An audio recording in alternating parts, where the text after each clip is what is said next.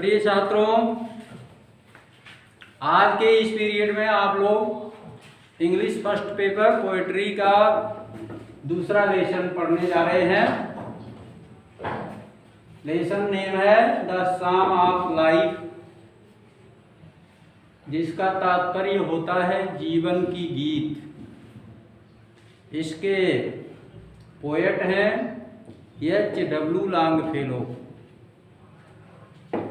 अब आप लोग ध्यान दें अबाउट द पोएट, कवि के बारे में। The full name of Longfellow was Henry Wordsworth Longfellow. Longfellow का पूरा नाम हेनरी वर्ड्सवर्थ लॉन्गफेलो था। He was an American poet. वह एक अमेरिकी कवि थे। He was very famous in the world. वह संसार में बहुत प्रसिद्ध थे। He worked as a teacher of modern languages at Harvard University. वह एक शिक्षक के रूप में हार्वर्ड विश्वविद्यालय में आधुनिक विषयों के शिक्षक के रूप में कार्य किए। Voices of the night was his first collection of the poems published in 1839. काव्य का प्रथम संग्रह या प्रथम काव्य संग्रह वॉइसेज ऑफ नाइट सन 1839 ईस्वी में प्रकाशित किया गया। It included the song of life. जीवन की गीत इसी के अंतर्गत शामिल है। हिज अदर वर्क्स वेयर, उनकी अन्य रचनाएं थीं। Poems on slavery, The Spanish Student, Belfry of Bruges, The Golden Legend, Village Blacksmith, etc. इनकी अन्य रचनाएं poems of slavery, the Spanish student, belfry of Bruges, the golden legend, village blacksmith इत्यादि हैं। Central idea of the poem, कविता का सारांश समझिए। The poem the song of life published in 1838 is a celebration of life. कवि यहाँ पर बतला रहा है कि जीवन की गीत जो 1838 ईस्वी में प्रकाशित की गई, यह जीवन का एक समारोह है। An earnest effort to see life in right spiritual perspective. यह जीवन को सही आध्यात्मिक दृष्टिकोण से देखने का एक गंभीर प्रयास है। In the Psalms the Bible at some places human life has been referred to as something of little consequence. Bible के अनुसार या जीवन की गीत के अनुसार कुछ जगहों पर मानव जीवन को बहुत ही क्षणभंगुर बताया गया है, बहुत अल्पकालिक बताया गया है। The poet does not agree with this view of this psalmist.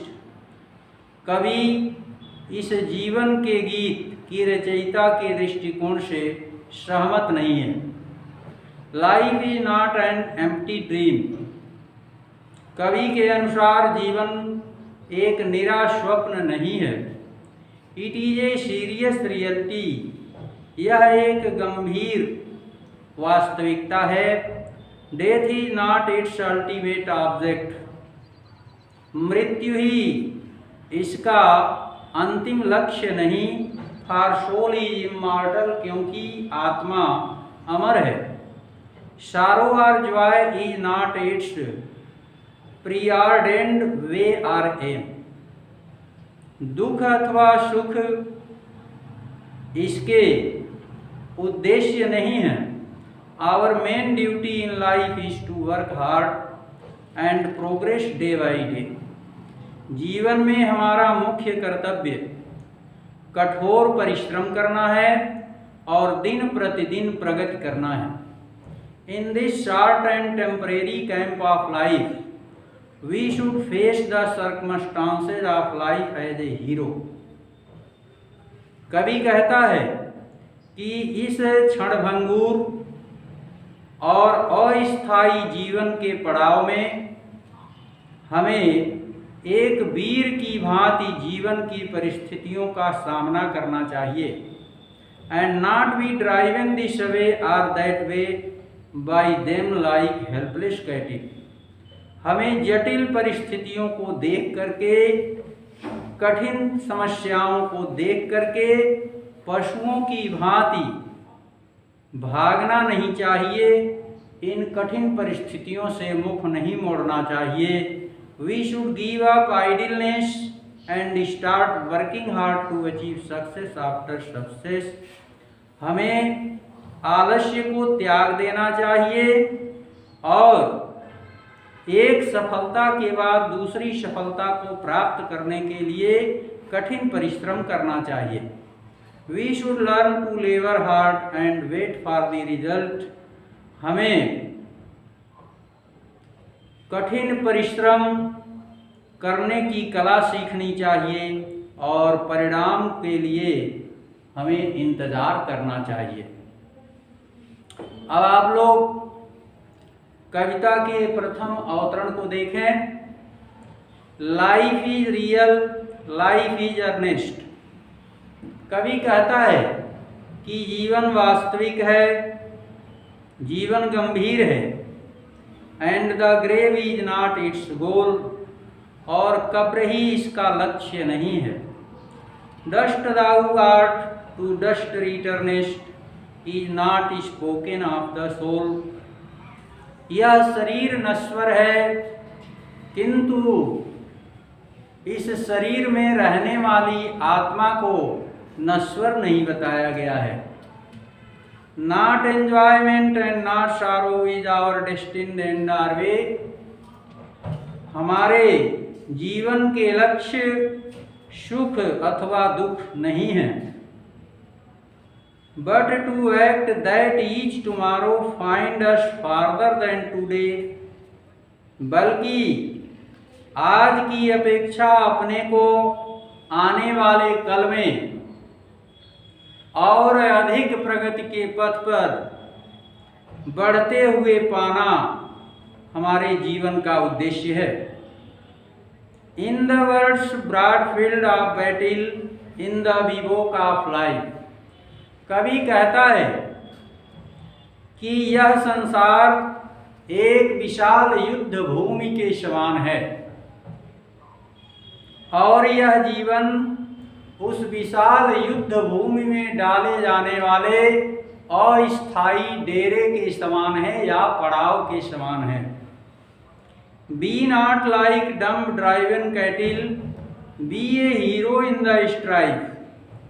अपने सामने दुश्मन की फौज को देख करके पशुओं की भांति मुख मोड़कर हमें भागना नहीं चाहिए, बल्कि युद्ध भूमि में अपने दुश्मन के सामने अपनी वीरता का प्रदर्शन करना चाहिए, वीरता पूर्वक दुश्मन का सामना करना चाहिए।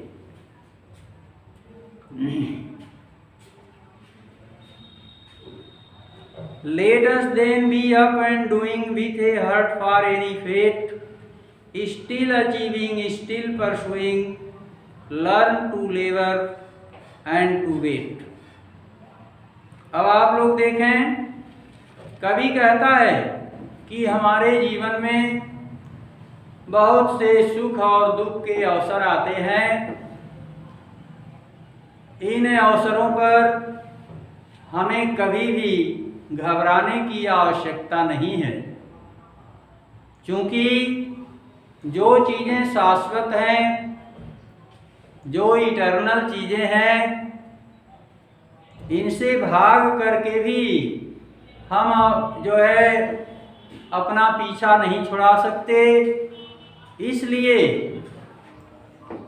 इनके प्रति हमें हमेशा सजग रहना चाहिए और धैर्य धारण करके जीवन की सभी परिस्थितियों का सामना करने के लिए उद्यत रहना चाहिए, तत्पर रहना चाहिए।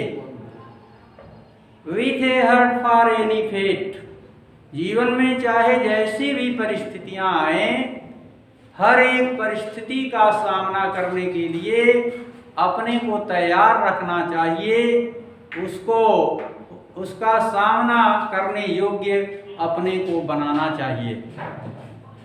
Still achieving, still pursuing, learn to labour and to wait.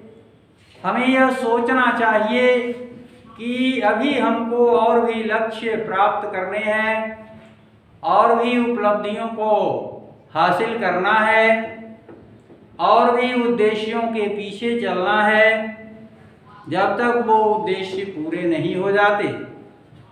Learn to labour and to wait, तब तक हमें परिश्रम करते रहने का ढंग सीखना चाहिए और अपने परिश्रम के परिणाम को पाने के लिए प्रतीक्षारत रहना चाहिए, क्योंकि हम जो भी कर्म करते हैं उसका परिणाम हमें अवश्य एक न एक समय मिलना है। इसमें कोई संदेह नहीं, इसमें कोई दुविधा नहीं है। इसलिए अपने कर्तव्य के फल को पाने के लिए कभी भी उत्तेजित नहीं होना चाहिए, कभी भी बेचैन नहीं होना चाहिए, कभी घबराना नहीं चाहिए। तो प्यारे छात्रों, आज आप लोगों ने पोइट्री का दूसरा लेसन द शाम ऑफ लाइफ पढ़ा। आप लोग इसकी अच्छी तैयारी कर लेंगे। फिर नेक्स्ट वीडियो में हम आप लोगों से मिलेंगे अगले लेसन के साथ।